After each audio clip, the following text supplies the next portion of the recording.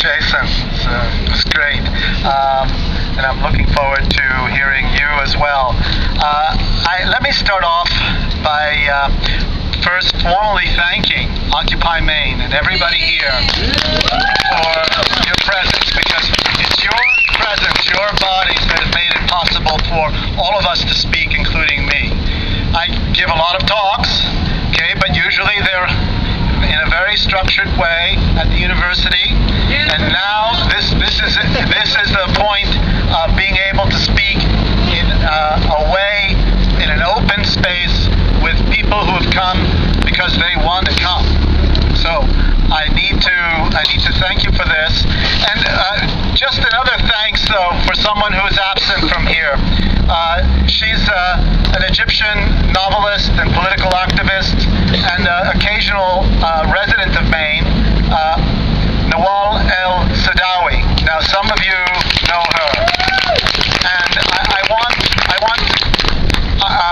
when Occupy Maine began its long voyage, I wrote to Nawal in Cairo, and she wrote back and she said, "This is wonderful news about what's happening here in Portland. The global revolution, yes. We live in one world, not three."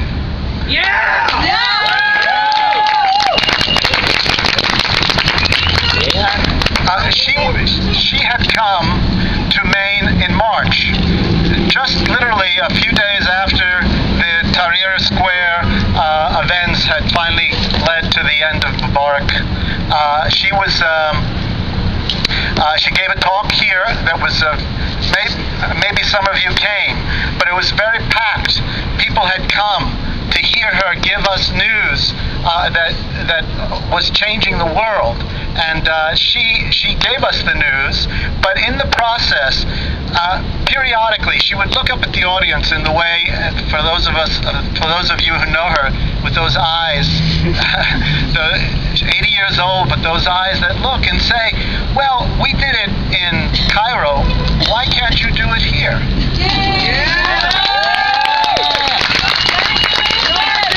In Cairo, Mubarak had paid thugs that were killing people. Up to now, thank goodness, we don't have anything like that here. And so she asked again and again, and I think some people heard her very well. And so when she heard about this call, she sends her greetings to you all, and to know that Egypt and Cairo and Tahrir Square is here in Maine and in Portland and in Monument Square. Okay.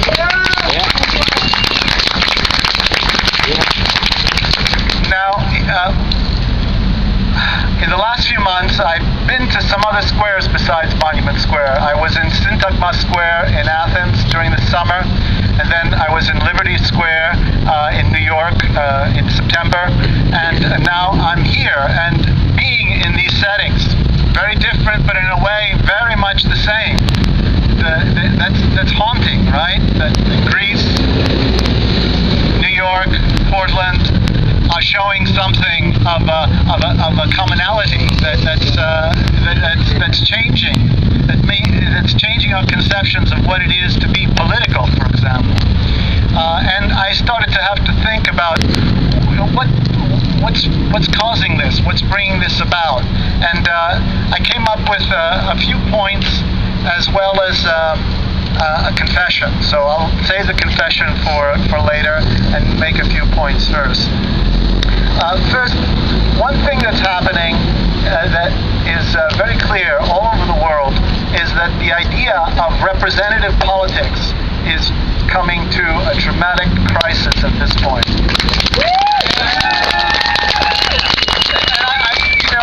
I'm a philosopher, and I spend a lot of time thinking about language, and I want you to remember a little bit of what we mean by representative. It's to present again, all right? Again, present. To make present again. Now, when we have representative politics, it means most of us allow ourselves to be presented by someone else in another place, all right? And for many people, under many circumstances, this has been a kind of acceptable deal, because in a way most of us are very busy. We're on the run. We're having families and jobs and so on. So the idea of sitting through massive political discussions to check on the accounts of governments and so on, that's not easy to do. So often we see that it's okay to have someone else present themselves for us, to present ourselves in the public realm, whereas we are actually absent from it. Now that idea, that representation, as actually allows for the absence of almost everybody, is something that I'm beginning now to see is coming to an end, because we don't trust to be presented again by anyone else, because those who are presented, we can't. And it's now reaching a crisis. Dangerous. We're beginning to see it's dangerous to us. The deal that, okay, you guys take care of this thing and we'll be free and be able to do our own business. Now it's very clear that if we let things continue, and this is very, very clear increasingly around the world, if we let things continue on the basis of representative politics, we're going to face a tremendous disaster. And we are facing a tremendous disaster as a consequence. So being here with people who are not representing anybody, but are presenting themselves through their bodies, is the kind of politics that is now beginning to change the world. So, the second point I want to make, and I think it's appropriate for being here in New England, is that there's something different between having a public space and a common space. And that's a distinction that is increasingly beginning to be understood, because a public space is a space that is set up by a government. A common space is set up, it's opened up by those who use that space. There's a very big difference between these two ideas. And what we're doing here in Portland, and what the people in Tahrir Square had done in Cairo and continue to do, because they haven't left yet. No, man. They leave physically, but they return periodically. So what happens is that when our presence is felt, we transform this place from the place of the state, of government, and we transform it into a place of our own. We set up the rules of what is to be said, what is to be done. And this common space is the space that is very important, and it's the point that I think Jason was making, that is being missed. What's actually happening here is that people are beginning to remember what it is to live together politically, not just to simply have political opinions, but to begin to live those political ideas with their bodies. That transformation is going to change our political life, I think, for many, many decades to come. So that's another point that I wanted to make. That is clear to me. But I want to make a third point, and then slowly I'll come to my confession. Okay.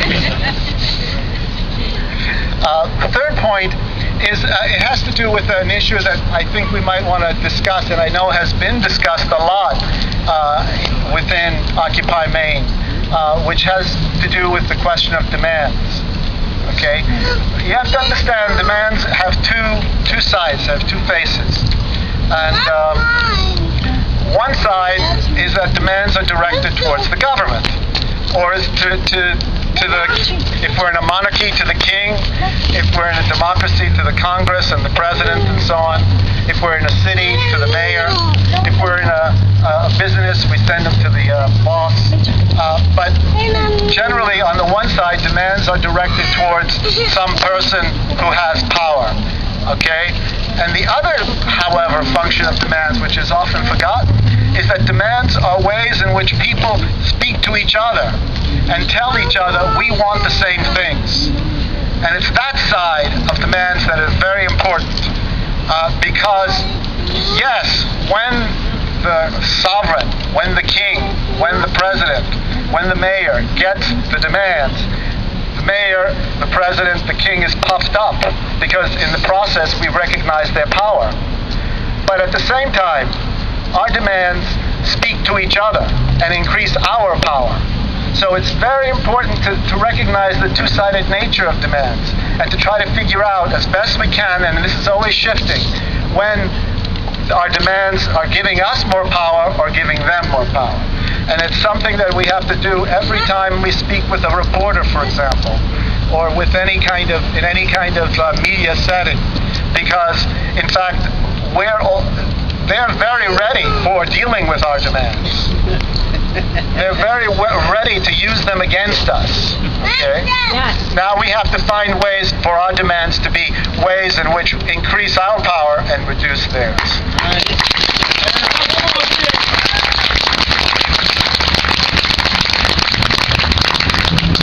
Because in the end, the people in the media, the sovereigns of the world, the Mubaraks and so on, when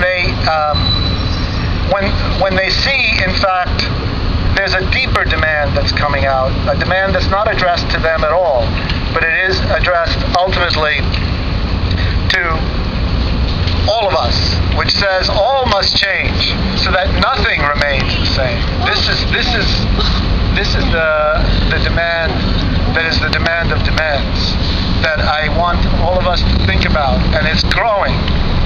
Okay. Now, again, before my confession, let me say a couple of other things.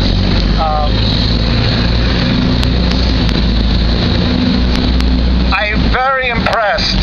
I'm very happy with this slogan, "We are the 99%." I can't tell you, after being marginalized in so many times in my life, I want to be part of a movement that's majoritarian, that's saying, without embarrassment, we are almost everybody. And it's not only true, but in a very important sense, it's a great source of power. All right? But there's one important danger with the idea that we are the 99%, because it seems to suggest that we know who we are and that we know the limits of our power, and that is not yet true. We don't know yet who we are, and we don't know yet the limits of our power. It's going to take exactly gatherings like this, the ones in Tahrir Square, the ones in New York, that is going to reveal something very important that we still don't know about who the 99% are. It's not an abstraction. Right now it is a bit of an abstraction, but it's going to turn somewhat different. Okay? Now, I've been giving some cautions about demands and so on, but I want to end with a specific demand and a bit of a confession. The specific demand is that we call, as part of our demands at some time or other, abolishing student loan debt.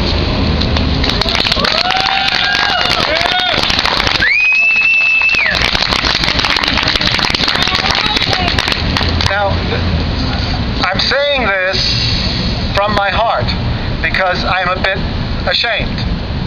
I am a university professor, okay, and for a good part of the last decade or 2 decades, my wages are partly being paid on the basis of the debt that many of you all, because I see some students here, have incurred.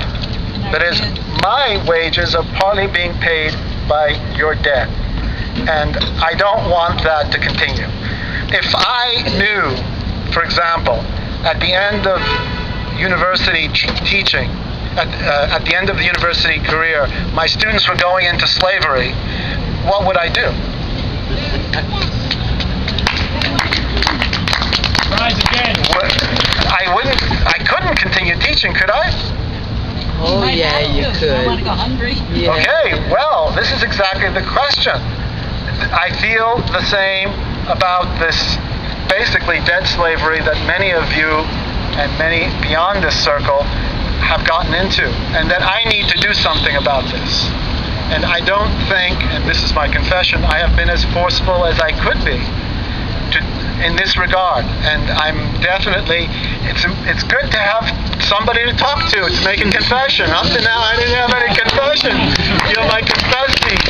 We're here for you. Okay, you're my confessor. Okay, and I want to for you to tell me, no, not just say a few Hail Marys and so on, but we need to get the university.